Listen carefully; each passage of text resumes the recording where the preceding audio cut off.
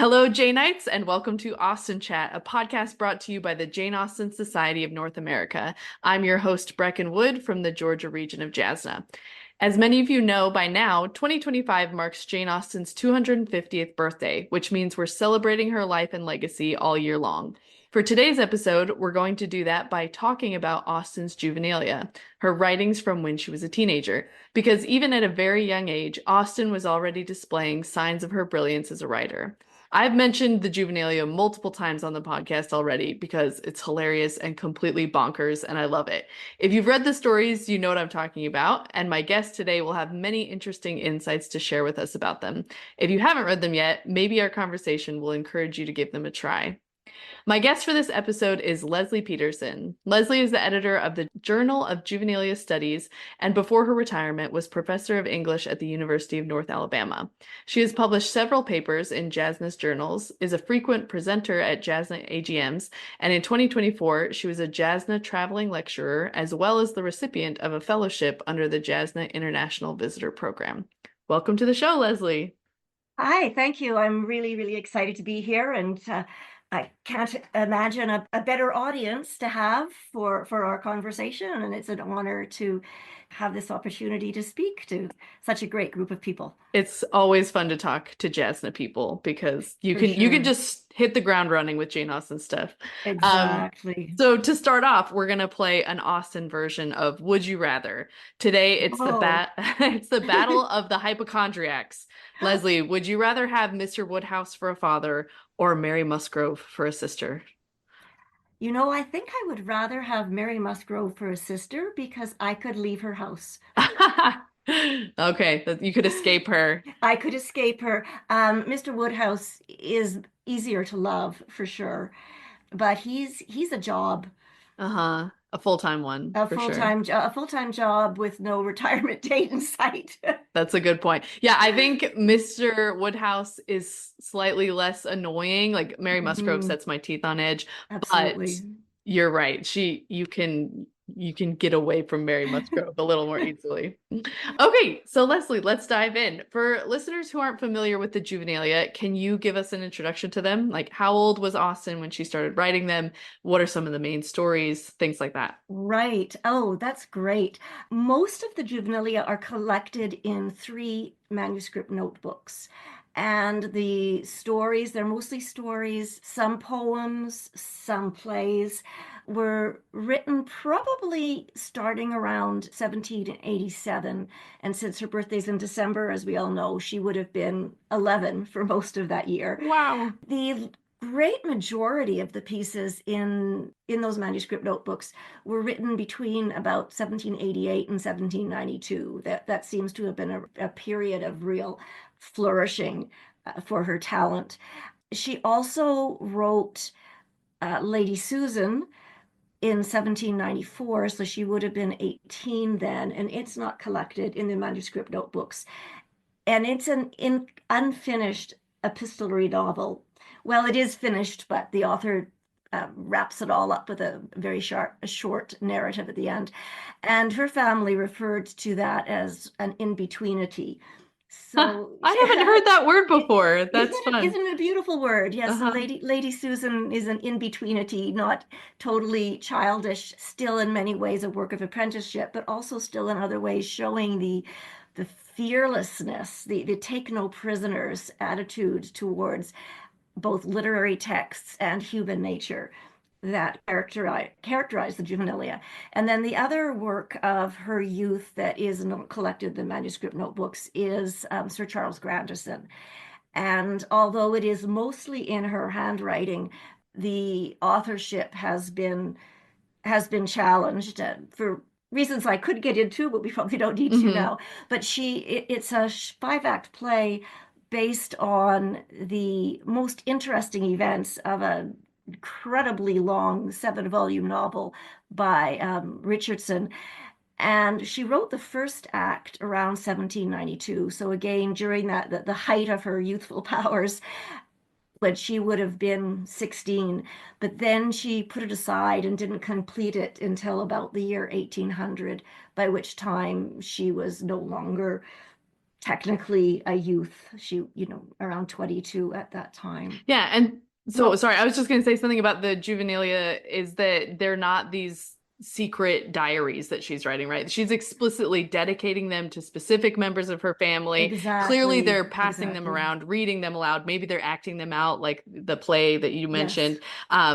Jane Hmm. Austen, even from starting from age 11, she's like, I'm going to be the greatest writer that the world has ever Hmm. seen. And here I am, world. And I just love that. She wanted an Yes. audience and she was writing for an audience from the very beginning. I completely agree. And I think there's been more and more recognition of that element of her childhood in recent years. She grew up in a house full of other young people, mostly boys, because she had one sister, a whole ton of brothers, and as well as students who came to board for her father to tutor. And the dirty jokes, the broad humor that teenage boys then as now really enjoyed. That's part of her world. That's part of her context. She doesn't write for just anybody, and I think that's also part of this explanation for the exuberance of her early work, because she knows she can trust this audience to be supportive, to enter into the fun. She knows that they've read many of the same works that she is satirizing and having fun with, so they're getting the jokes, and it's an incredibly supportive social network that she is writing within. And then she had her parents' support, at least her father's, because one of the notebooks is written in Latin, that it's a gift from her father. So she knows that her parents know that she's writing, and they're encouraging her in this very tangible way. Hmm. Yeah, I want to go back to the earthiness of the juvenilia. You sort of mentioned that. I didn't really think about the influence of all the boys in the house because we definitely, I sort of picture Jane Austen like writing quietly in a corner in her mid 30s, and that's the Austen that I Hmm. think of. But Hmm. when you get a whole new side of her if you read the juvenilia.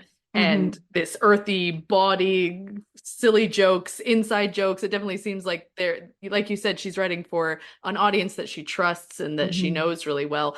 And so I think some people who read the juvenilia, they might be shocked by how crazy or Hmm. exaggerated they are Hmm. compared to Austen's carefully crafted mature novels. But what are your thoughts on that? How did teenage Austen, who loved to write about drunken brawls, become the much more controlled, introspective Austen that we know? Oh, well, she had to tame her style down in order to appeal to a larger market.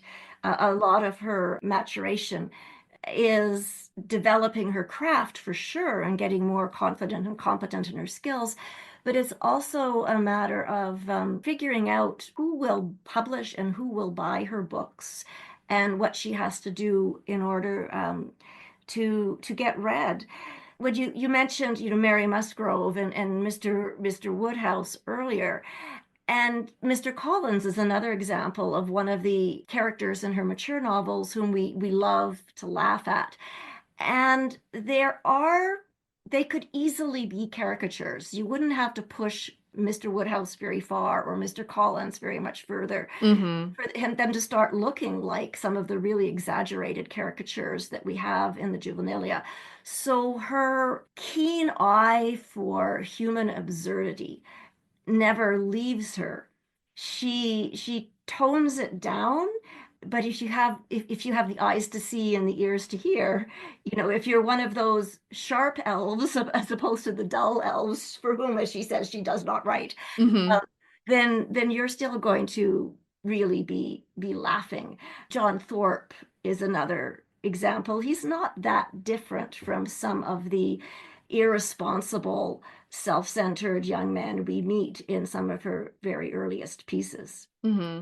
Yeah, and I have found in even in Janeite circles that Northanger Abbey I think doesn't get as much love as it deserves. Even from a Uh-huh. young age, I always loved it. I thought it was hilarious. It made me laugh Hmm. out loud, and it Hmm. didn't seem dissonant to me with the rest of her work.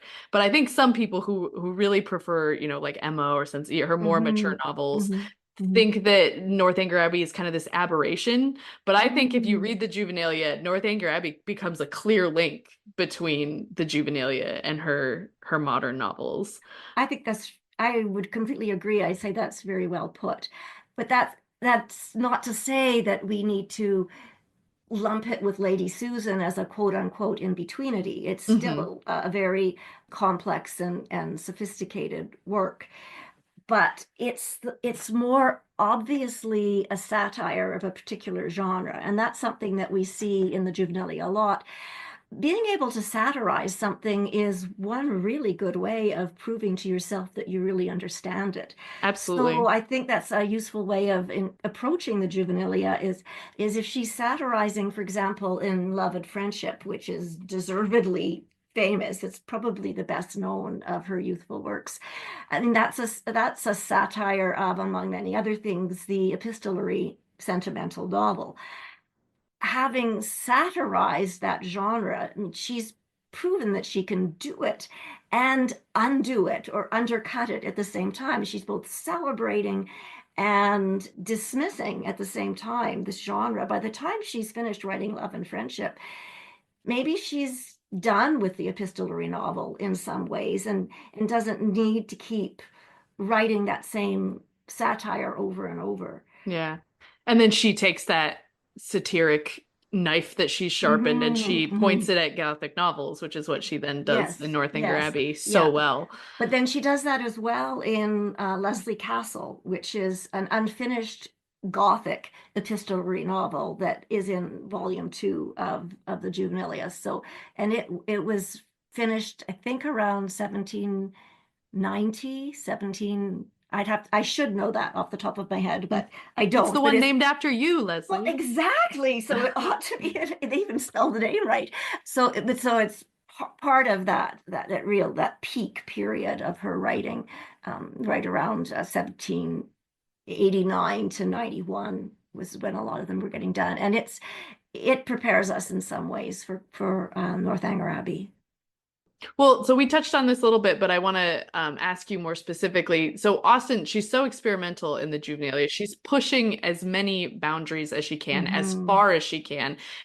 Can you give some examples of the way that Austen is playing with literary conventions? I love what you said about in order to satirize something, you actually have to know it really well. She knows these Hmm. inside and out. She has consumed these novels whole, clearly, and so she can deconstruct them. But Right. so what are some other examples of that? Like, what are some literary forms she's playing with? Okay, well, some of the literary forms are conventions of certain types of characters, and the masculine hero, the unbelievably perfect hero that we find in her favorite novels, her Charles Grandison, shows up in Jack and Alice. It's one of the longest of her early works, and it's one I keep coming back to over and over. And Sir Charles Grandison shows up early in the novel at a masquerade ball, and he has disguised himself as the sun, and he is so glittering and gleaming with the beams that radiate from him that nobody can look at him. Except They for have eagles, right? yeah, Only yeah, that's right. eagles can look at Could him. look him in the face, yes. So there she is showing her expert knowledge of and her impatience with the kind of perfect hero or heroine that she met in so much of the more didactic or sentimental fiction that she was reading at her youth, and that she is done with. There are no pictures of perfection in her mature novels. Yeah, everyone's really nuanced and complicated. Hmm. No one Hmm. is wholly good or wholly bad, except for I will always say Mrs. Norris, she's just of the devil. She's an evil, evil woman, but everybody else is nuanced. Yeah, yeah, yes, yes, she is. Yeah, yeah. So I don't know if that's the best example, but we may come back to others. I'll let you go Yeah. on to your Well, next no, question. sure. Yeah, and I Mhm. want to read a quote real quick. So if people are looking to read this to read the Juvenilia, there's lots of it in free online because it's in the public domain. The edition that I have is the Oxford World's Classics edition Mm-hmm. that was edited by Catherine Sutherland and Freya Johnson. It's Mm-hmm. comprehensive. It has so many explanatory notes and it's great. And so I just wanted to read a line from Catherine Sutherland because she sort of asks the same question of like, what are the boundaries that Austen is pushing? She says, do characters in fiction need to be believable? Do actions need motives? Must a named hero appear in his own story? Because she has a story in which, is it Jack and It Alice? is Jack and Alice. We never meet Jack. Also, Yes, Edgar and Emma. Edgar never shows up. exactly. And Yes. he just like, it just, and so what does it mean for a dedication to be longer than the tale that follows? How spare, elliptical, and empty can story be and still be comprehensible? And so I like that youthful exuberance of where she's just like tearing stuff apart and then building it back together, patching it back together in whatever way excites or interests her. And it is a little crazy, and I think it's not to everyone's taste, but I think if you're a true hardcore Austenite, at some point you have Yes. to read the Yeah, Juvenilia. absolutely. Absolutely. And some of the characters are just so outrageous in the way they speak and in the way they act. There, Hmm. for instance, again in Jack and Alice is a character called Lady Williams who gives absolutely incomprehensible, garbled, contradictory advice that you really can't tell whether she is deliberately manipulating people, playing with their minds, making them vulnerable so she could control them with this kind of almost gaslighting behavior, or if she's just really stupid and and can't, doesn't even realize how contradictory she is. Hmm. So she's really fun as a character, but she's also because these speeches that she makes are just so ridiculous, and like a young woman of her acquaintance writes to her and asks her if she should marry this hideous old wealthy aristocrat, and Lady Williams says, oh, you mustn't go to him because he's so horrible, but think how happily you will spend his money. So so she's contradicting herself constantly, but she's not only satirizing that kind of person who is maybe so full of herself that she thinks she's a lot smarter than she is, but Hmm. she's also satirizing whole genres. Again, there's the discourse of advice, the a father's advice to his daughters, and all of these things that young people like Jane Austen were reading, that give young women advice on how to behave. Hmm. And so that's being personified here in this absolutely horrible person. Yeah, and isn't like people will know Fordyce's sermons because that's what Yes, Mr. Collins insists on reading to the yes, Bennet sisters. Isn't the subtitle of that like advice for young ladies or something yes. like I that? think so. Yes. So it's a popular genre of the time of like, yeah, very didactic and like pedant and finger wagging. And at the same time, if it can be very, very contradictory. Some of these books are, you'd have to tie yourself into knots to try to do all of the things that you're supposed to do to be a good young lady. Uh-huh. So what she's doing with Lady Williams perhaps is just making those contradictions really, really obvious and inescapable. I love that.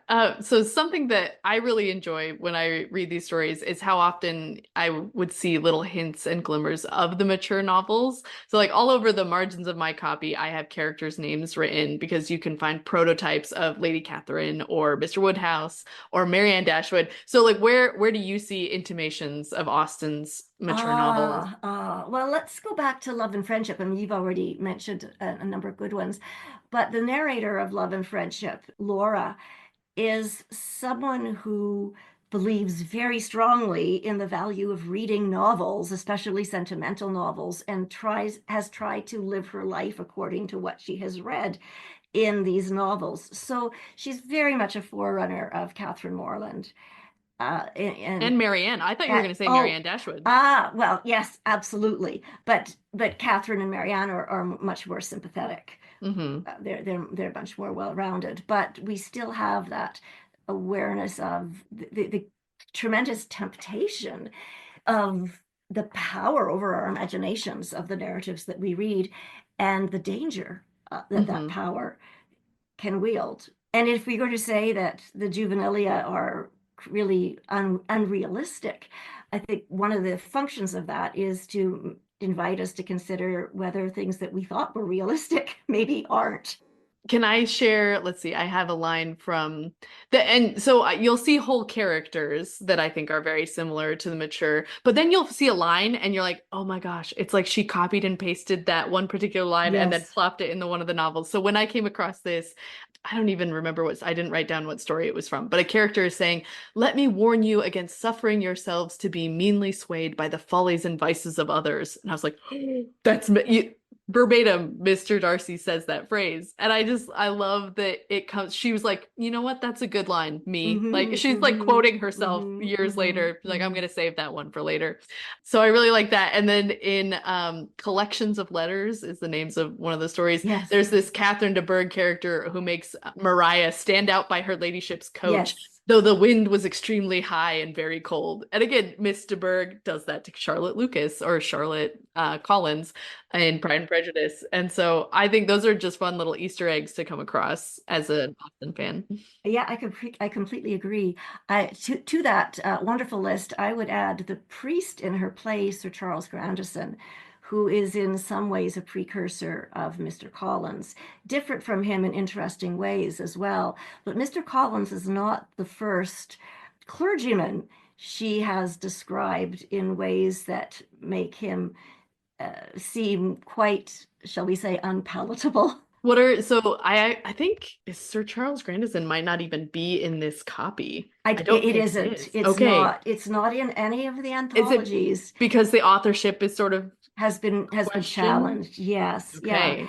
It is in the Cambridge edition, The Complete Works of Jane Austen, but it's in the volume on her manuscript works, and it's been relegated to the position of appendix on the grounds of it being questioned. But it is in her handwriting. Uh-huh. And although some people think that her niece Anna wrote it or dictated it to her Aunt Jane to write down, the first act was written around 1792, which is before Anna has even been born. Mm-hmm. And it's in Jane Austen's, I mean, Brian Southam dated it to that time based on the handwriting, which is definitely the teenage Jane Austen's handwriting. It's not the adult Jane Austen's handwriting. So it's very difficult to credit anybody but her with that first act. And I think there have been some misconceptions about what makes a good play, I think, honestly, brought to bear with that script. Because the first act it's very short.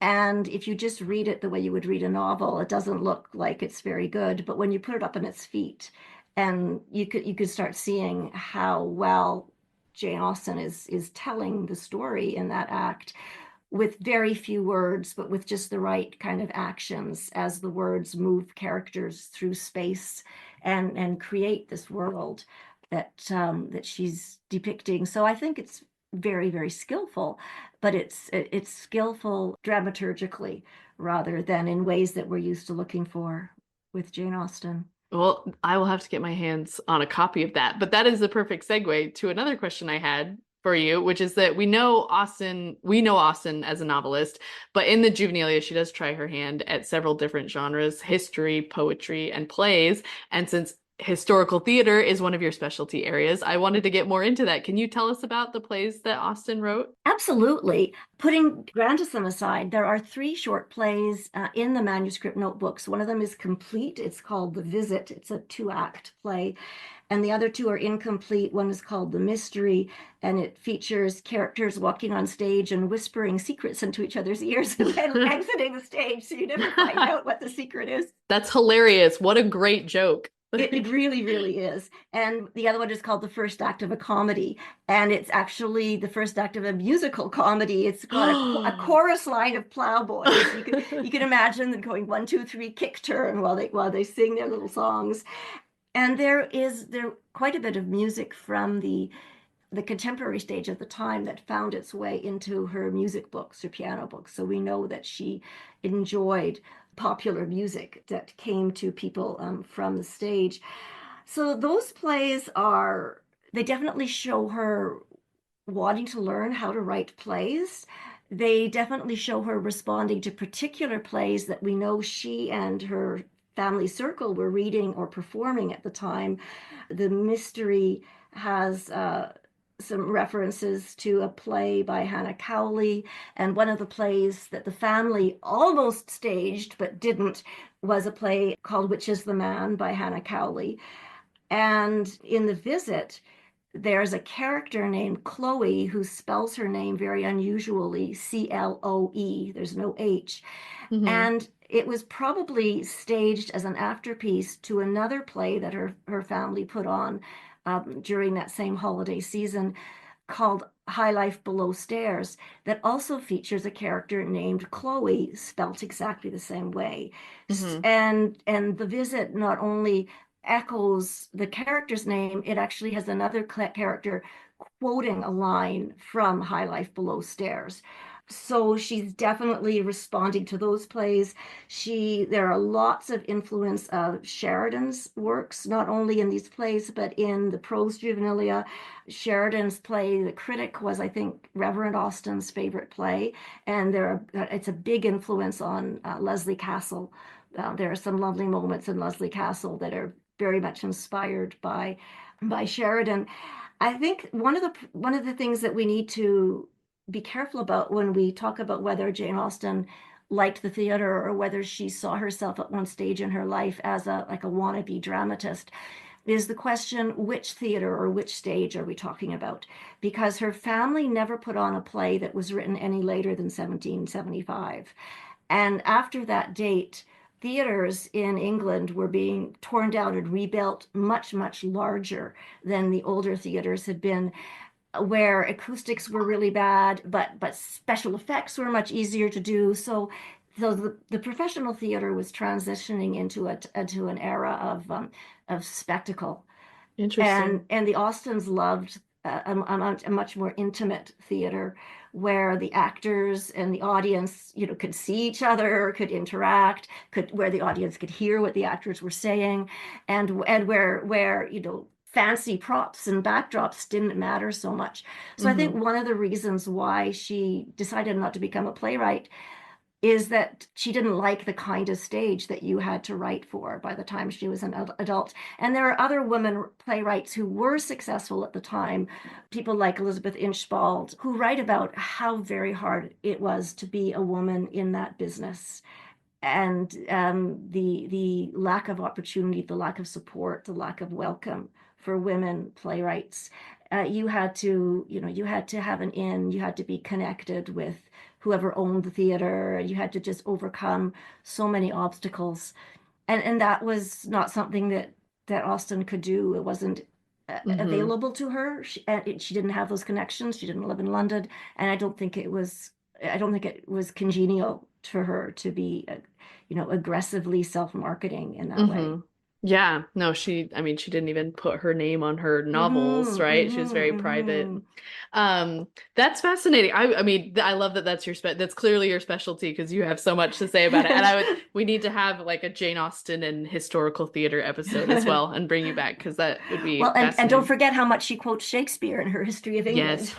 Another reason that I think Austen fans should try reading her earlier works is because they're just so funny. And do you have any particular passages that make you laugh, Lesley, or any parts of the stories? I do, and it would be very hard to choose, but maybe I'll pick one from a story that I haven't mentioned so far today, which is Henry and Eliza. No doubt that a title inspired by the flirtation that she observed between her brother Henry and her cousin Eliza de Fouillade.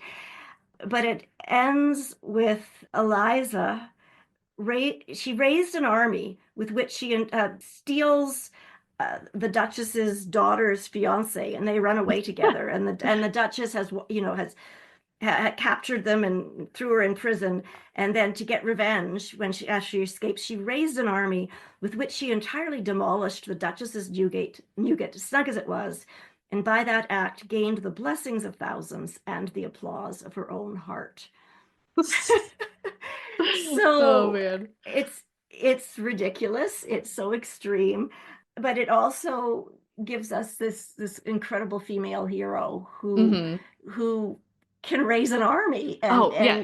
tear down prisons like the The Bastille. Juvenilia is radically feminist. Yes, It's yes, awesome. So here's one that I really like that I think is so in Jack and Alice, we get a female character who is like aggressively chasing down yes, this man that she wants to marry, which is a funny reversal. I sort of feel like she's almost a female Mr. Collins because he won't, he kind of doesn't hear Elizabeth's nose. yes, yes. Like, oh, I just assume that you are trying to increase my affection. So that's what's happening, but with a female character. Anyway, she like goes to this man's estate and is trying to hunt him down, and he has set out like steel bear traps all over Yes, his yes, estate. And she steps in one and just shatters her leg. And the line is, "Oh, cruel Charles, to wound the hearts and legs of all the fair." And yes, yes. it's just like it's so bizarre. Yeah, And it is. she'll just drop that and then you'll move on. And it's also like very perfunctory, which is kind of like it's jarring but also adds to the absurdity. Yes, and yet it's also extremely literate because it recalls writers like Pope. You might Oh, recall uh-huh. that famous line in The Rape of the Lock where he describes Hampton Court as the place where Queen Anne did sometimes counsel take and sometimes tea. So big, but it's really clever, and that juxtaposition, that incongruity is something that she's so good at. Yeah. But you wanted me to talk about the Journal of Juvenilia Studies. Yes. Yes, it is an open access, online, peer-reviewed journal hosted by the University of Alberta Libraries.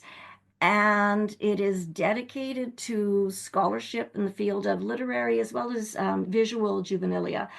So we don't limit ourselves to publishing articles by authors from a particular geographical region or time period, but focusing on the work of people who are under the age of 21. And we publish articles both on really well-known authors like the Brontes or Jane Austen. John Ruskin also wrote Juvenilia, but we're also more and more using the journal as a way of putting a spotlight on child authors who have not been recognized, who have not been acknowledged, and inviting our readership to consider paying more attention to somebody maybe whose work has been neglected. So why do you think that juvenile writings are worth studying academically? I think that like the existence of the Journal of Juvenile Studies, it's kind of new and maybe a little radical. Yeah, thank you. Well, it is.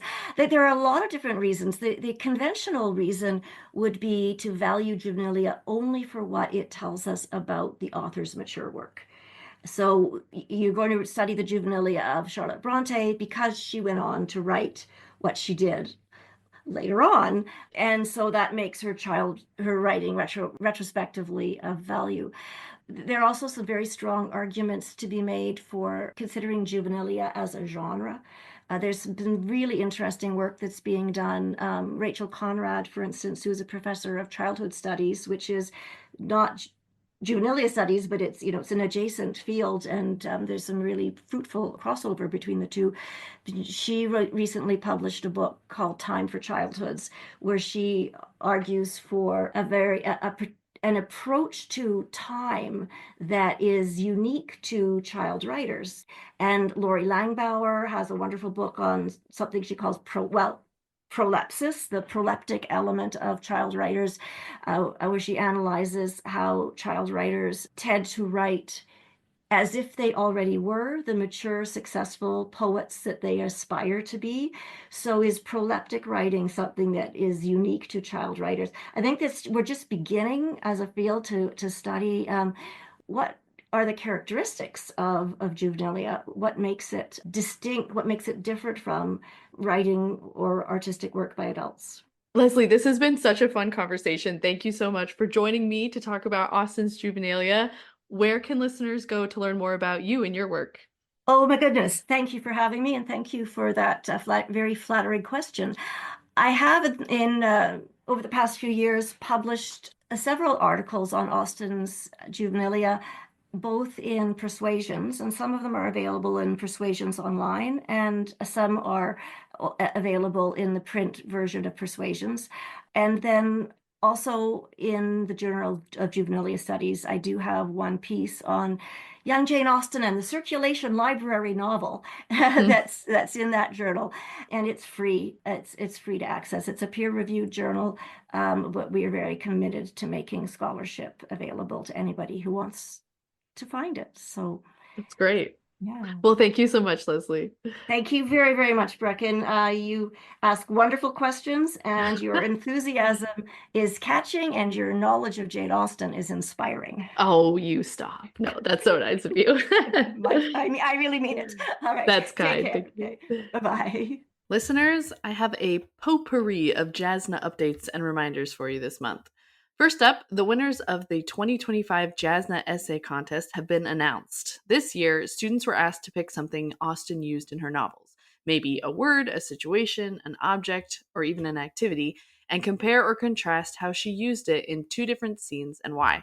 More than 500 students from around the world jumped in, and the outstanding winning essays explore Austen's use of walking, windows, cold tea, thieves, characters named Jane, and more. You can read the winners' entries on our website. From the homepage, click Publications in the main menu, then select Essay Contest Winning Entries, or just use the link that's in our show notes. Now, a quick update on our annual conference this October 10th through 12th. Although in-person registration for JASNA's AGM is completely full, you can still join us online and celebrate Jane Austen's 250th birthday as a virtual attendee.